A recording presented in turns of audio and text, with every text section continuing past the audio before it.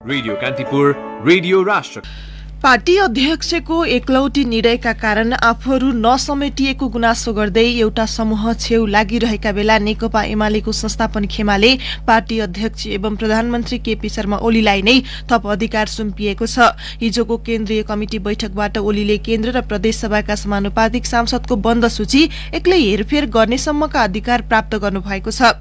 बालुवाटार सम्बद्ध स्रोतका अनुसार अब प्रधानमन्त्री ओलीको पहिलो कदम समानुपातिक सांसदको बन्द सूची हेरफेर गर्ने अधिकार प्रयोग गरेर सरकार टिकाउने हुनेछ। त्यसका लागि आफू इतरका समानुपातिक सांसदलाई हटाएर आफ्ना पक्षकालाई ल्याउने र वरिष्ठ नेता माधव कुमार नेपाल खेमाका प्रत्यक्ष निर्वाचित सांसदलाई आफूतिर तान्ने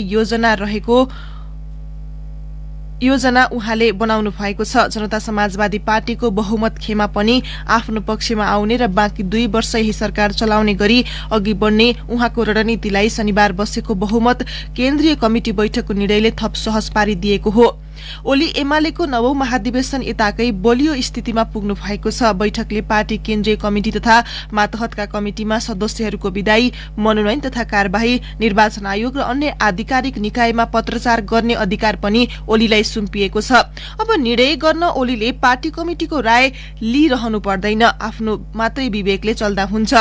बैठकमा प्रधानमन्त्री ओलीले विपक्षी र देशी विदेशी तत्त्वले पनि गर्न नसकेको काम पार्टी भित्रैबाट गरेर प्रधानमन्त्री सरकार र कम्युनिष्ट पार्टीलाई नै समाप्त पार्ने षड्यन्त्र सफल हुन नसकेको बताउनुभयो। उहाँले पार्टीलाई एकताबद्ध र विशाल बनाएर लैजाने भन्दै विभाजन गर्न खोज्ने र समानान्तर कमिटी बनाएर अघि बढ्नेलाई कार्यवाही गरिने बताउनुभयो।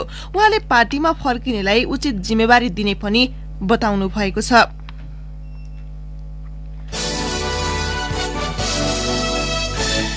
नयाँ सत्ता समीकरणका लागि कांग्रेस, माओवादी केन्द्र र जनता समाजवादी पार्टी जसपा बीच अविश्वास बढ्दै गएको छ।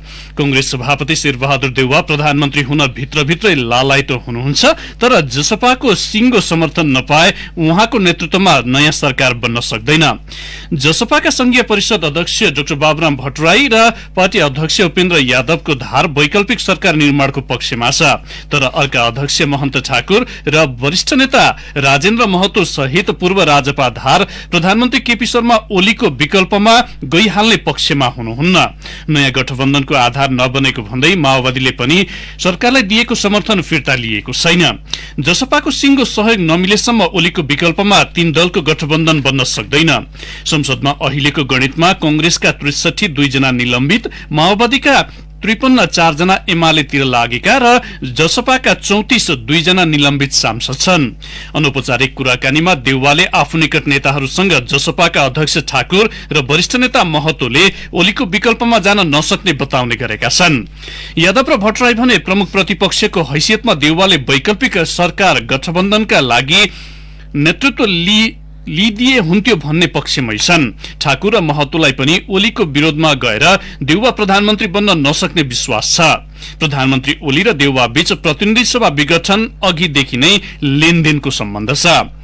प्रतिनिधि सभा विघटनको खुलेरै विरोध नगरेका देउवाले आफै अग्रसर भएर ओलीलाई हटाउलान् भन्नेमा ठाकुर र महतोलाई पनि विश्वास छैन। 3 दलीय गठबन्धन बनाउन जोडबल गरिरहेको माओवादी केन्द्रलाई पनि कांग्रेस र जसपाको ठाकुर महतो समूहप्रति अविश्वास रहेको छ। त्यही अविश्वासका कारण माओवादीले अहिलेसम्म सरकारबाट अलग हुने घोषणा गर्न सकेको छैन। ओली नेतृत्वको सरकारमा माओवादी व्यावहारिक रूपमा सहभागी छैन, तर प्राविधिक रूपमा सत्तासीन भएरै उसले अब्जस खेपिरहेको छ। सरकारबाट अलग भएको औपचारिक निर्णय लिन माओवादीले सकेको छैन।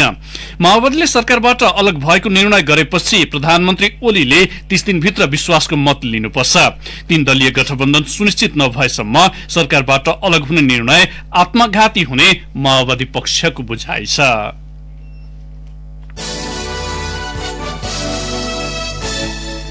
कांग्रेस सभापति शेरबहादुर देउवाले 1.5-2 वर्षमै चुनाव हुने अवस्था रहेकाले अब प्रधानमन्त्री बन्ने भन्दा पार्टी बलियो बनाउनेतर्फ लाग्नुपर्ने बताउनु भएको छ। अदालतले एमाले र माओवादी केन्द्र बिउताए पनि माओवादी केन्द्रले सरकारलाई समर्थन फिर्ता नलिएकाले अहिलेको सरकारसँग बहुमत रहेको उहाँले बताउनुभयो।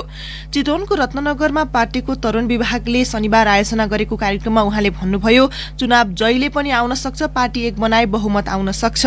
सभापति देउवाले पार्टीभित्र झगडा हुनु ठूलो कुरा नभएको बताउनुभयो। उहाँले भन्नुभयो, यस्तो बेला पनि शेरबहादुर प्रधानमन्त्री किन बनेन भन्छन्। एमालेमा झगडा छ, केपी ओली र माधव नेपालमा झगडा छ, त्यो अस्वाभाविक होइन। झगडा त हाम्रो पार्टीमा पनि छ, मधेसवादीमा पनि झगडा छ। अहिले नै झगडा गर्नेहरूले पछि झन् किन नगर्लान्? त्यसैले प्रधानमन्त्री बन्ने भनेर फस्ने कुरा हुँदैन। देउवाले ओली र नेपालको सम्बन्ध, माओवादी र एमालेको सम्बन्ध र जनता समाजवादी पार्टीको भूमिका हेरेर कंग्रेसले विचार गर्ने बताउनुभयो। उहाँले भन्नुभयो, प्रधानमन्त्री हुन मेरा बाबै गरेर हिँडेको पनि छैन, टाउकामा आए भाग्ने पनि छैन भनेको हुँ। उहाँले 1.5 वर्षपछि स्थानीय तहको चुनाव हुने भएकाले त्यता ध्यान दिन कार्यकर्तालाई अनुरोध गर्नुभयो।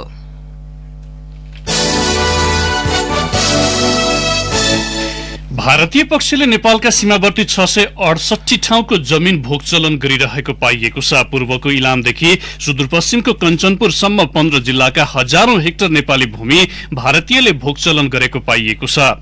यस्ता भोगचलनले कतिपय नदी तथा खोलाले धारै परिवर्तन गरेका समेत जमिन छन्। नेपाली पक्षले पनि 274 ठाउँमा भारतीय भूभागमा खेतीपाती गर्ने गरेको देखिएको छ।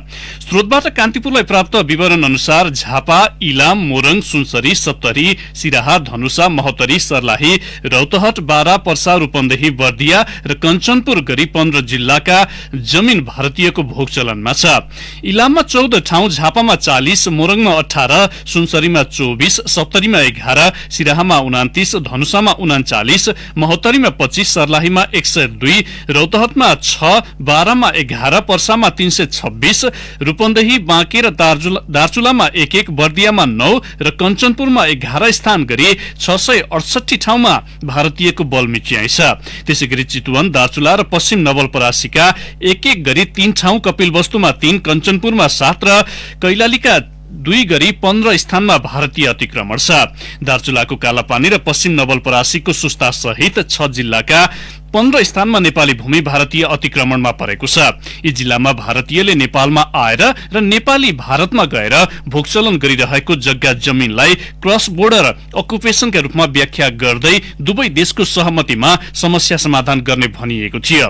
तर अहिलेसम्म यसको टुङ्गो लागेको छैन। नेपाली भूमिमा भोगचलन र निर्वाध अड्डा जमाएर बसेका भारतीय नागरिक नाकाबन्द हुँदा वा कडाई गरिँदा आक्रमण र दुर्व्यवहारमा उत्रिएका थिए। यसबाहेक सुस्ता र कालापानी सहित 6 जिल्लाका 15 स्थानको नेपाली भूमि भारतले अतिक्रमण गरी सुरक्षा फौज राख्दै आएको छ। वर्षातमा यही भूमिमा आएर भारतले अनाधिकृत रूपमा संरचना बनाएर पानीको प्राकृतिक बहाव रोक्न खोज्दा हरेक वर्ष बाढी र डुबानको समस्या खेप्नु परिरहेको छ। सीमा सम्बन्धी अन्तर्राष्ट्रिय सन्धि सम्झौता र दुई देशबीच भएका सहमति अनुसार दुवै देशको स्वीकृति बिना एकतर्फी रूपमा सीमा क्षेत्रमा संरचना बनाउनै पाइँदैन। बनाउनै परे अर्को देशको स्वीकृति र अनिवार्य लिनुपर्ने हुन्छ। तर भारतले त्यसलाई पनि व्यवस्था गर्दै आएको छ। भारतीयले भोगचलन गरिरहेको जग्गा कतै सार्वजनिक सरकारी त कतै निजी नागरिकको पनि परिरहेको छ। कान्तिपुर डायरीमा अब ब्रेकको पालो। कान्तिपुर सविस्तार। विश्वव्यापी फैलिएको कोरोना भाइरसको महामारीका कारण थलिएको नेपाली हस्तकलाले बिस्तारै लय समाउँदैछ। मुलुकको अर्थतन्त्र सामान्य अवस्थामा फर्किएसँगै हस्तकलाको बजार र व्यापार पनि बिस्तारै बन्न थालेको छ। विशेष गरी अमेरिका, युरोप तथा अन्य पश्चिमी मुलुकमा बढी आश्रित हस्तकला उद्योग व्यवसायले रोजगारी सृजना र निर्यात व्यापार मार्फत विदेशी मुद्रा आर्जन गरी देशको अर्थतन्त्रमा समेत उल्लेख्य योगदान पुर्याइरहेको हस्तकला व्यवसाय चलायमान हुन थालेको छ। तर सरकारी नीति र आवश्यक प्रवर्धन अभाव रहेको उद्योगीले गुनासो गरेका छन्। कोरोना भाइरसको महामारीले सबैभन्दा बढी प्रभाव पर्यटन, हस्तकला र निर्यात व्यापारमा पार्यो। कोभिड-19 का कारण हस्तकलाको उत्पादन, निर्यात र बजार नराम्ररी प्रभावित बन्यो, जसका कारण आत्मनिर्भर हुँदै गएको हस्तकला उद्योग फेरि थला पर्यो। कतिपय व्यवसायी यो क्षेत्रबाट पलायन समेत हुनु पर्यो। कोरोना महामारीका कारण थलिएको हस्तकला उद्योगको संरक्षण र सम्वर्धन गर्नको लागि आगामी आर्थिक वर्ष 2078-79 को बजेटबाट आवश्यक नीतिगत व्यवस्था गर्न पनि व्यवसायीहरूले माग गरेका छन्। नेपाल हस्तकला महासंघको तथ्याङ्क अनुसार 11 लाख भन्दा बढी जनशक्तिले प्रत्यक्ष र अप्रत्यक्ष रूपमा हस्तकला क्षेत्रमा रोजगारी पाएका छन्। पछिल्लो समय अर्थतन्त्र पूर्ववत अवस्थामा फर्किएसँगै हस्तकलाको बजार बिस्तारै बढ्न थालेको बताउँछन् महासंघका पूर्व अध्यक्ष एवं हस्तकला व्यवसायी धर्मराज साक्य।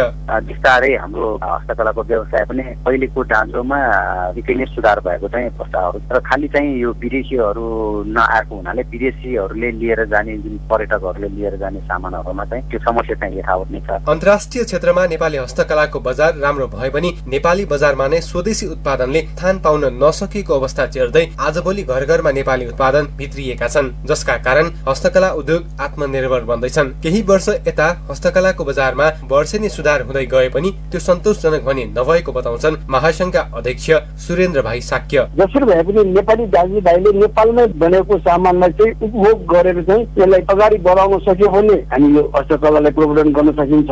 नेपालमै उत्पादन भएको सामान नेपालमै उपभोग गरौँ भन्ने एउटा चाहिँ नारा चाहिँ लगाएर चाहिँ गर्न सक्यो भने अलिकति बच्छ होला, नभए यसलाई धेरै नै गाह्रो हुन्छ। हस्तकला भन्ने बित्तिकै महँगो हुने र विदेशीले मात्र खरिद गर्ने भन्ने सोचाइमा आएको परिवर्तनका कारणले पनि स्वदेश भित्रै पनि यसको बजार विस्तार हुँदै गएको छ। छिमेकी मुलुक चीन र भारत सहित अमेरिका, जर्मनी, जापान, बेलायत लगायत मुलुकमा नेपाली हस्तकला निर्यात हुँदै आएको छ। हस्तकला क्षेत्रलाई सरकारले उपेक्षा गरेका कारणले पनि यस क्षेत्रले सोचे जति गति लिन नसकेको व्यवसायीहरूको आरोप छ।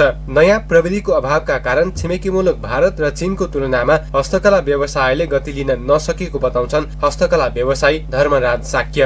मार्केटदेखि लिएर पत्ता-परादेखि लिएर सम्पूर्ण चिजको व्यवस्थापन चाहिँ प्राइभेट सेक्टरबाट नै गर्नु परिरहेको छ। अब सरकारले यसलाई चाहिँ अलिकति सहजीकरण मात्र गरिदिएको खण्डमा पनि यो अझ योभन्दा पनि धेरै नै अगाडि बढ्न सक्ने सम्भावना चाहिँ छ।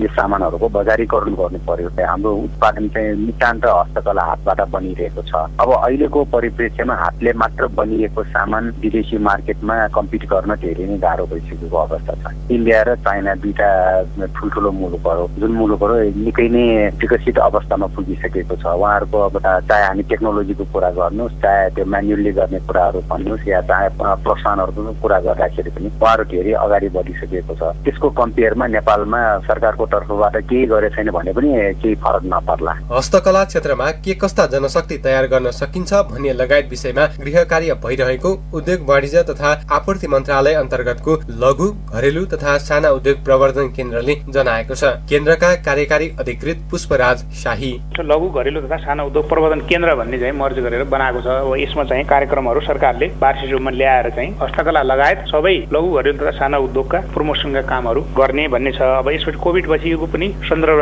लिएर नेपाल सरकारले बजेट मार्फत उहाँहरूको चाहिँ प्रविधि सुधारदेखि लिएर त्यसपछि उहाँहरूको चाहिँ म्यान पावरको तलब भुक्तानीमा हुने असुविधाका कुराहरूलाई लिएर र ऋण लिएर पनि जो ब्याङ्कहरू मार्फत चाहिँ तिर्न नसकेको कुराहरू र क्रेडिट सपोर्टमा अहिलेसम्म भइरहेका काम कारबाहीमा के कस्तो चाहिँ ब्याजमा सहुलियत र सुविधा दिनुपर्छ भनेर नेपाल सरकारले राष्ट्र ब्याङ्कबाट ऋणका प्रोसेसहरू अगाडि बढाइरहेको छ। अब जहाँसम्म लाग्छ कुनै पनि सरकारी पैसालाई खर्च गर्दाखेरि कार्यविधि बनाउने कुरा र निर्देशिकाहरू बनाउने, गाइडलाइनहरू बनाउने कुरामा अलिकति समय लागेका कारणले हातको यो साल नपरेको हुन सक्छ, तर सरकारको तयारी चाहिँ त्यसरी गइरहेको छ।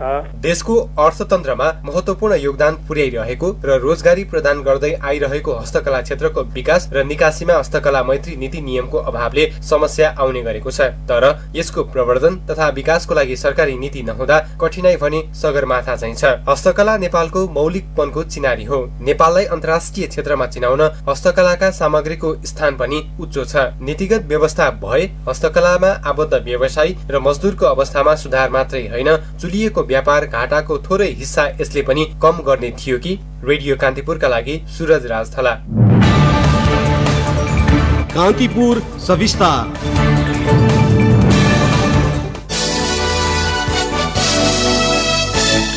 कतारले आप्रवासी अध्यक्ष श्रमिकका लागि तोकेको न्यूनतम तलब हिजोदेखि लागू भएको छ। कतारले रोजगारदाता कम्पनीलाई तयारी गर्न 6 महिना अघि नै राजपत्रमा सूचना प्रकाशित भएपछि प्रक्रिया सुरु भएको थियो। प्रशासनिक विकास, श्रम तथा सामाजिक मामिला मन्त्रालयले खाना र बस्न बाहेक श्रमिकको न्यूनतम तलब 1000 रियाल झण्डै 30,000 रुपैयाँ तोकेको थियो। यो घरेलु कामदारको हकमा समेत लागू हुनेछ। मन्त्रालयका अनुसार सबै कम्पनीले अनिवार्य रूपमा न्यूनतम तलब सुविधालाई कार्यान्वयनमा ल्याउनु पर्नेछ। खाडीका 6 मुलुक मध्ये कतारले मात्र न्यूनतम तलब तोकी कार्यान्वयनमा ल्याएको हो। यो तलब कतारमा कार्यरत तथा नयाँ भिजा लिई जाने सबैका हकमा लागू हुनेछ। कतार सरकारको मन्त्री स्तरीय बैठकले जारी गरेको 2020 को कानून नम्बर 17 अनुसार अध्यक्ष श्रमिकको न्यूनतम तलब खाना र आवास बापत पाउने सुविधा निर्धारण गरिएको हो। अब रोजगारदाताले न्यूनतम 1000 रियाल तलब, खाना बापत 300 र आवास बापत 500 रियाल दिनुपर्नेछ। तर खाना र आवासको सुविधा दिएमा श्रमिकलाई अनिवार्य 1000 रियाल तलब दिनुपर्नेछ।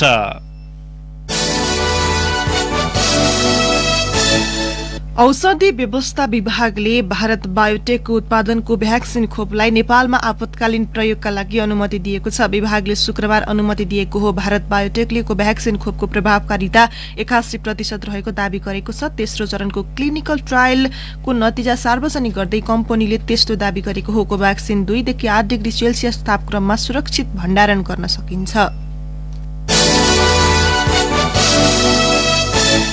प्रजनन केन्द्रमा हुर्किएर प्रकृतिमा छाडिएका जंगल गिद्धले प्राकृतिक वासस्थानमा पहिलो पटक बच्चा कोरलेका छन्। नवलपरासीको कावासोती पिठौली क्षेत्रको सिमलको रूखमा 2वटा गिद्धले बच्चा कोरलेका हुन्। गिद्ध संरक्षणका लागि स्थापित जटायु रेस्टुरेन्टका संरक्षण कर्मीले केही दिन अघि मात्र गुणमा बच्चा भेटेका थिए। जानकारहरूका अनुसार ती 2 बच्चा 3 महिनापछि उड्न सक्छन्। राष्ट्रिय निकुञ्ज तथा वन्यजन्तु संरक्षण विभागले गिद्ध लोप हुनबाट बचाउन चितवन राष्ट्रिय निकुञ्जको मुख्यालय कसरामा गिद्ध संरक्षण तथा प्रजनन केन्द्रमा हुर्काएका र त्यही जन्मिएका गिद्धलाई प्राकृतिक वातावरणमा पुनर्स्थापना गरेको थियो।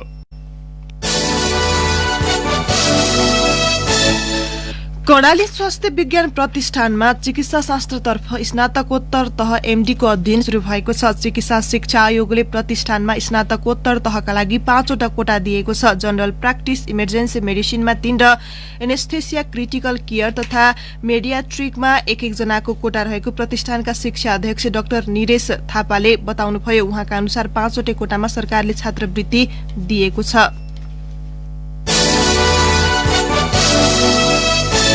मनाङको नासो गाउँपालिका 4 खोत्रोमा हिजो ट्रक दुर्घटना हुँदा एकै परिवारका 3 सहित 5 जनाको मृत्यु भएको छ। 3 जनाको घटनास्थलमै र 2 जनाको उपचारका क्रममा लमजुङ ल्याउँदै गर्दा मृत्यु भएको मनाङका डीएसपी सुभाष खड्काले जानकारी दिनुभयो।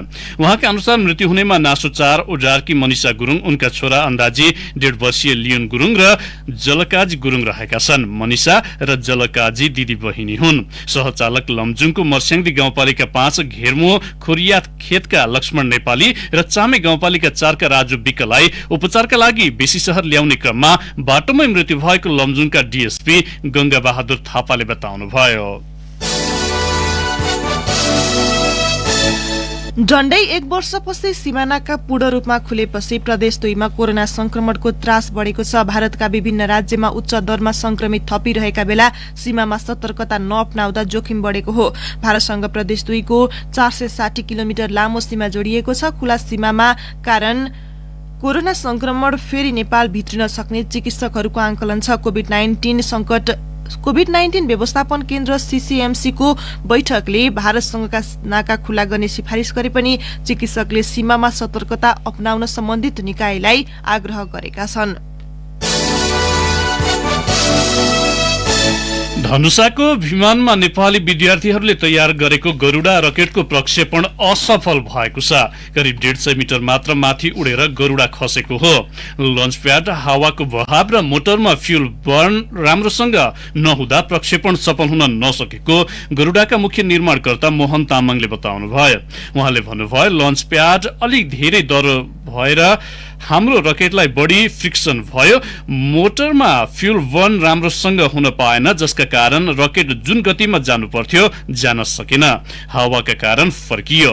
दोस्रो परीक्षण अबको 1 महिनाभित्र गर्ने तामाङले जानकारी दिनुभयो। काठमाडौँको केशर महल स्थित प्रबलीकरणको चरणमा रहेको केशर पुस्तकालयले चर्चेको करिब 34 रोपनी जग्गामा व्यापारिक केन्द्र बनाउने योजना अघि सारिएको छ। केशर महल परिसरको स्वप्न बगैँचा विकास समितिमा पुस्तकालय समेत गाभेर शिक्षा मन्त्रालयले उपयोग गर्दै आएकोमा जग्गामा व्यापारिक गतिविधि सञ्चालन गर्न लागि हो। कान्तिपुर डायरीमा पुनः ब्रेकको पालो। अब आर्थिक प्रसंग। करिब 12 वर्षदेखि नेपाली चिया निर्यात गर्दै आएको झापाको नेचर हिमालय चिया उद्योगले इलाममा अर्को उद्योग स्थापना गर्दैछ। विश्वव्यापी कोरोना भाइरसले धेरै सामग्रीको कारोबारमा गिरावट ल्याइरहँदा चिया निर्मातामा भने कुनै असर परेको छैन। अर्कोतिर रुस सहित विश्व बजारमा चियाको माग निकै बढ्न थालेपछि 4 देखि 5 वटासम्म उद्योग स्थापना गर्ने तयारी रहेको सो उद्योगका सञ्चालक बद्रु केसीले बताउनुभयो। ए हरिबहादुर, मैले आफूलाई चाहिने तरकारी किने, पैसा कति भयो ल भन्नु त? आलु टमाटर प्याज जम्मा 237 रुपियाँ। लु 1000 रुपियाँको नोट छ, 237 रुपियाँ काटेर बाँकी पैसा फेरि देऊ मलाई। ए मदन बहादुर, यहाँ त नगद चल्दैन है, विद्युतीय भुक्तानी मात्रै हो। तिम्रो नोट नकली हो कि सकली हो, कसरी छुट्याउने? 1000 को नोटबाट 237 रुपियाँ घटाऊ, फेरि क्यालकुलेटर थिच्यो, अनि त्यो फिर्ता दिन खुद्रा रकम कहाँबाट खोज्ने? यस्तो भलाद्री मान्छे भएर पनि त्यस्तो नगदको झन्झटिलो कारोबार गर्ने हो? जमाना कहाँबाट कहाँ पुग्छ? ए हरिबहादुर, तिमी साँच्चै विद्युतीय भुक्तानी लिन्छौ भने? हेर मदन बहादुर, सानीमा बैंकको क्यूआर कोड अचेल धेरै जनाले तरकारीको पैसा सोझै क्यूआर कोडबाट तिर्नुहुन्छ। मलाई नगदको झन्झटै छैन, सोझै मेरो सानीमा बैंकको खातामा जम्मा हुन्छ, अनि मेरो मोबाइलमा ट्याङ ट्याङ पैसा आयो भनेर मेसेज पनि आउँछ। सानीमा सजिलो ई ब्याङ्किङ एपबाट भुक्तानी गर्नुहोस्, नगद कारोबारको झन्झटबाट मुक्त हुनुहोस्। मुलुकभरका 753 पालिका मध्ये 283 वटामा अहिलेसम्म कालोपत्रे सड़क नभएको पाइएको छ। कतिपय पालिकाको केन्द्रसम्म जोड्ने सड़क समेत नभएको संघीय मामिला तथा सामान्य प्रशासन मन्त्रालयले जनाएको छ, जसले गर्दा आवत जावतमा स्थानीयले कष्ट भोग्नु परेको छ।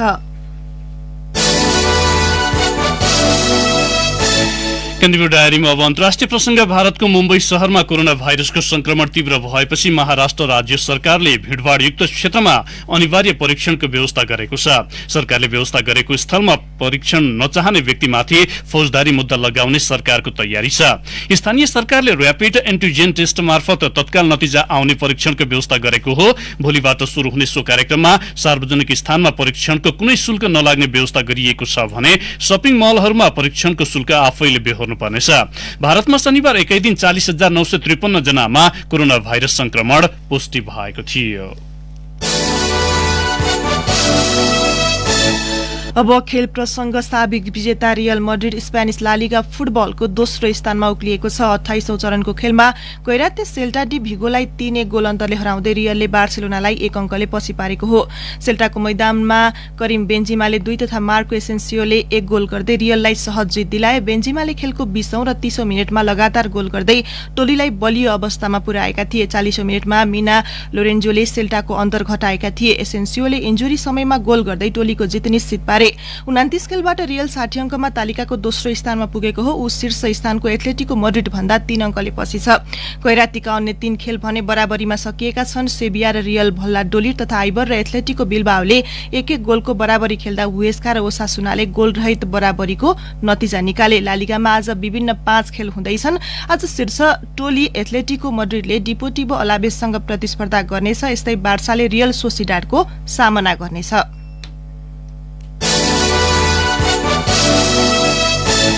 अब मौसम सम्बन्धी जानकारी। काठमाडौँ उपत्यका सहित मुलुकका पहाड़ी भूभागहरूमा आंशिकदेखि सामान्य बदली हुने जल तथा मौसम पूर्वानुमान महाशाखाले जनाएको छ। बाँकी स्थानको मौसम सफा रहनेछ।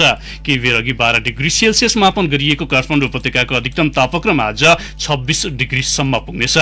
सूर्योदय बिहान 6 बजेर 6 मिनटमा भयो भने सूर्यास्त भरे साँझ 6 बजेर 15 मिनटमा हुनेछ।